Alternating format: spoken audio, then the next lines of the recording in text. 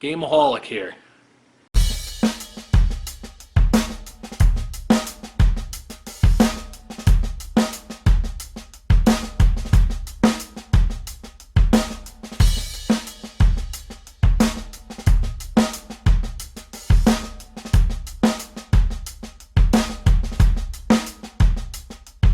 Playing these games and getting a migraine, turning them into dust like Thanos from Endgame. These games are so tough they can't be beat, but it's always entertaining, so have a seat.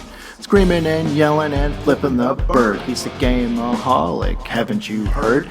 He's got a controller in his hand, trying to get you to understand that these games cannot be beat. So sit back, relax, and grab a can of beer to drink with a friend while he yells at his screen. These games, they never end. The gameaholic is really mean to these bad games. Watch your screen, you'll see what I mean. And as always, this is where I belong.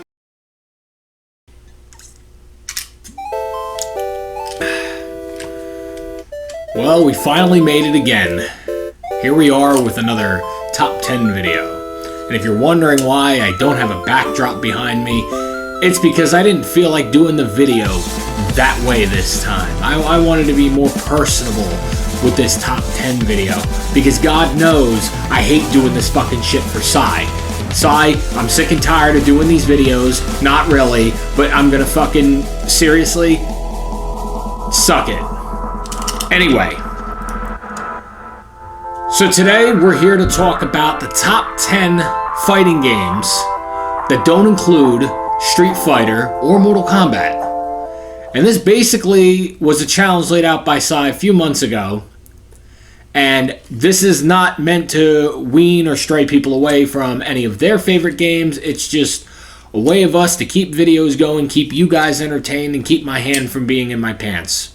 So basically what we're going to do is, in no special order, I'm going to talk to you about my top 10 favorite fighting games that don't include Mortal Kombat or Street Fighter. Coming in at number 10 is no surprise to anyone. Marvel vs. Capcom 2. Released in 2000 on the arcade, Dreamcast, Xbox, PS2, you name it. Known for its unique 3-on-3 fighting style, and also its 2.5D game, there is an amazing amount of characters to select from in this game, between Spider-Man, Captain America, Wolverine, you name it. Street Fighter characters, you've got Ryu, Akuma, you've got all kinds of different characters that can be played. This game was in tournaments all over the world. This is a game that is still sought out for, very expensive, and still played to this day. And you wonder why fucking people are still trying to get their hands on it. Because it's one of the greatest fighting games of all time.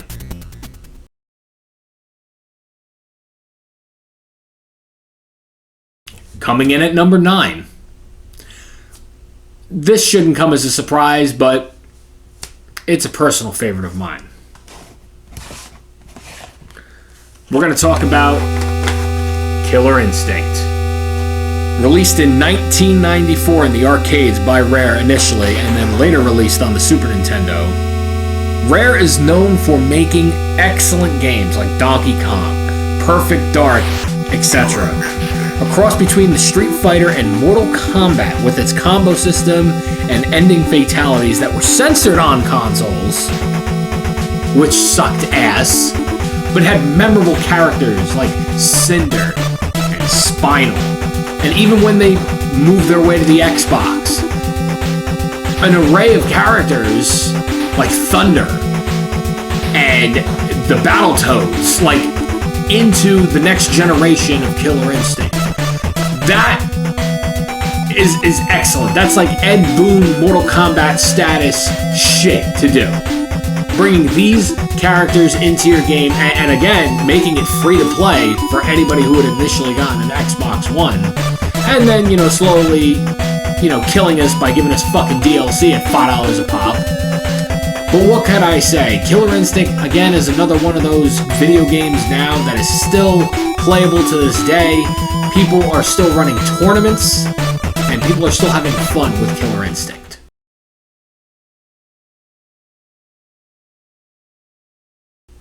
Coming in at number 8, and sad to say I do not own this physically, God knows I just wiped my ass with it, Teenage Mutant Ninja Turtles Tournament Fighters on Super Nintendo.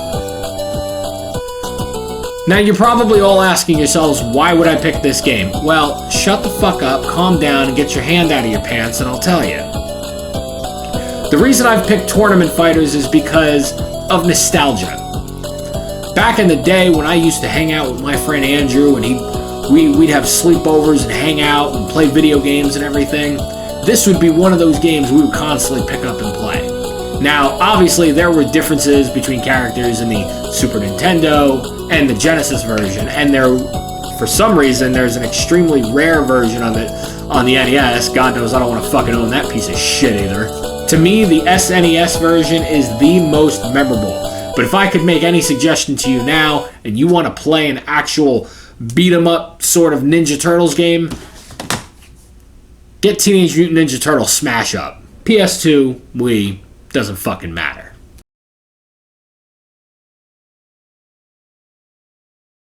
Coming in at number 7. Well, we're all into anime, aren't we? At least some of us. And I don't own every game. Well, no, for this I do. Another fighting series I'm going to talk about soon. I don't own every game, but damn, you bet sure I'm going to talk about that one.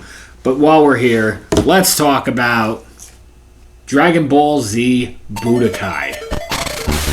Released in 2002, it begins in the Saiyan Saga, where Goku's with Raditz, and it basically ends with the final battle between him and Cell in the Android Saga. Going across the timeline of Dragon Ball Z, of course, this game was also followed by 2 sequels, Budokai 2 and Budokai 3. Plus, there was a remaster of Budokai 1 and 3. In there that for the remasterings on the Xbox 360 and PS3, they stripped all the real good music out. Come on, seriously? Quit fucking off. But what I can say about this is there's a selection of array of characters between Hercule, Gohan, Piccolo, Krillin. I don't really need to go into detail with this. You guys know fucking Dragon Ball Z as much as I do. Not really, but this is a great pick-up and play fighting game with all the unlockables, all the different battle sequences you can do with all the different special moves. It is definitely a game to this day you want to go out and pick up. Coming in at number 6, a game that was just released in 2019. Shocking. But if you know me, I love the franchise no matter what. And that is Power Rangers. Battle for the Grid. In this alternate timeline, Lord Draken breaches the command center, and Tommy Oliver is trained by Rita, whom he kills, and the other Rangers as well. Lord Draken kills all the other Rangers. Yeah, pretty frightening alternate timeline, I would fucking say. Not very PG, if you ask me. This is a 2-on-2 fighting game with an array of characters from Power Rangers, villains, and characters over the last 25 years. If my memory serves me correctly, I could swear this was some sort of a mobile game initially and then released on consoles. Now listen, I'm not the smartest and greatest person in the world doing these videos, but I still got 6 new subscribers for it, so suck my ass. So this is how I'm going to do my video, and if you don't like it, you can sound off in the comments below, or unsubscribe.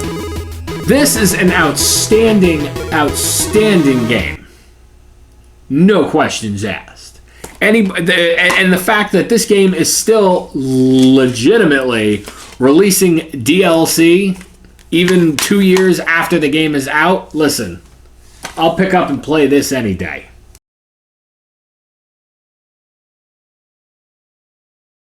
Coming in at number 5.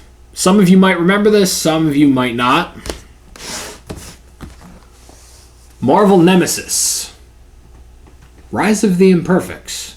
Rise of the Imperfects, released in 2005 on multiple consoles, Xbox, PSP, you name it. Also, might I add, an exclusive character, Captain America, which is exclusively playable only on PSP. Basically, what this game is the Imperfects are these aliens that attack the Earth.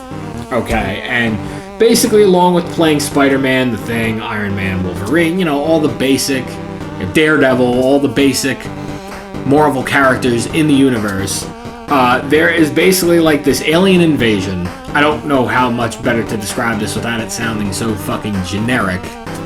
And then you have new characters like the Whisper and Johnny Ohm. And basically what these aliens are trying to do is they're obviously trying to kill the Marvel characters. They're trying to kill the Marvel universe, more or less. But each character, there's so many unlockables in this game. Each character has an unlockable alternate like alien costume. The voiceover is great.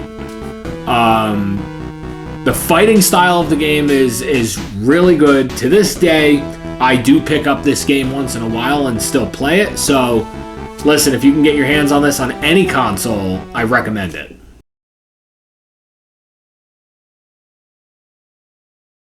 Coming in at number 4, bit of an underrated classic.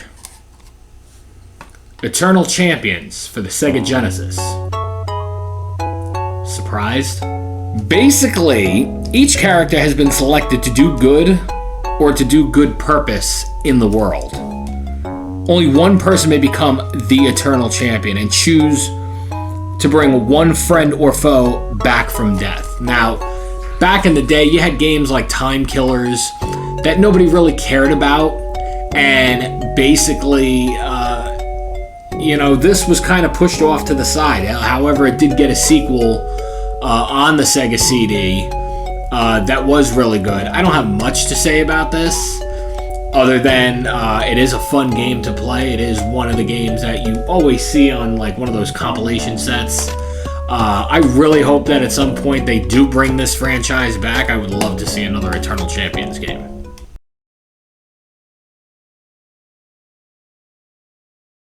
Coming in at number 3, probably another underrated game, but I don't know if you'd call it a classic.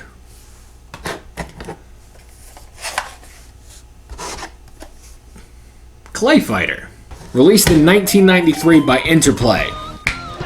It was done, obviously, in the claymation-style graphics like the game Claymates. A meteor made of clay crash lands on a circus. The goo from the interstellar objects contaminates everyone at the attractions, transforms them into mutants and superheroes. Obviously, as you could tell, there was 2 sequels, and if you count the blockbuster exclusive Sculptors Cut, 3? But that's only if you want to count it. With memorable characters like Ichabod Clay and Bad Mr. Frosty. There's a fucking Elvis impersonator. Like, come on, this game was an outstanding, funny game to play back in the day. And if you remember playing the N64 games, there was exclusive characters like Earthworm Jim and Boogerman. To this day, I still pick up this game just for shits and giggles. Eventually I'll probably do an actual review on it because the fucking game in ways is fucking terrible and deserves it. And for those of you who are going to turn around and question me, my copy of Sculptors Cut is reproduction, so...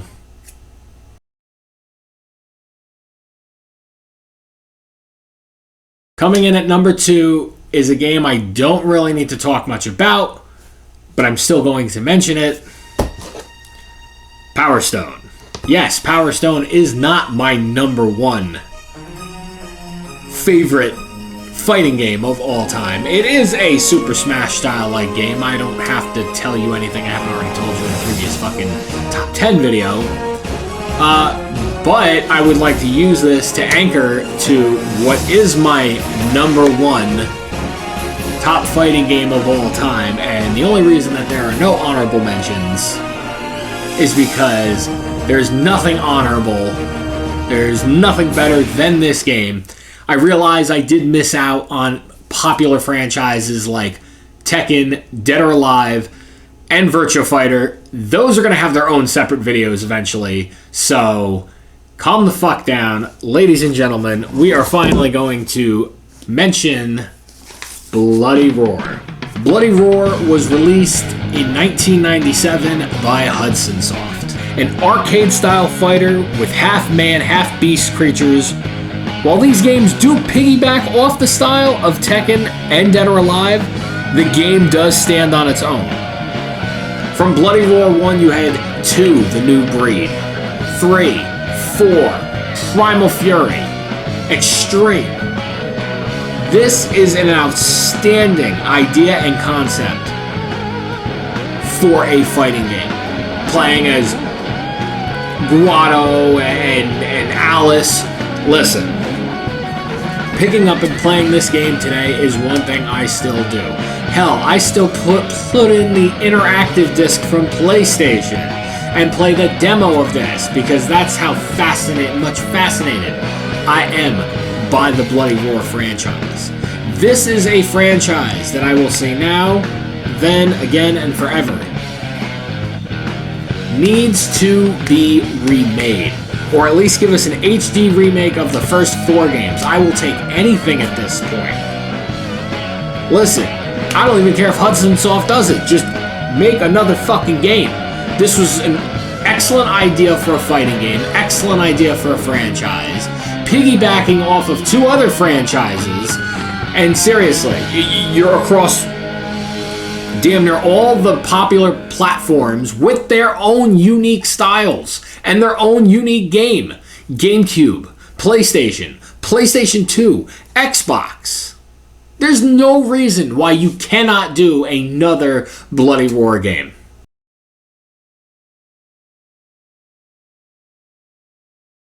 Now, once again, I'd like to thank everybody for tuning into yet another Top 10. There is, unfortunately, another Top 10 video coming out in November. Thank you, Psy. Fucking dick. That we will be talking about, but that's 2 months from now. Everybody's wondering, because we're rolling into the month of October. We're rolling into Halloween. What are we going to do? I'll tell you what we're going to do. We are going to review one of the most insane, crazy Halloween games of all time.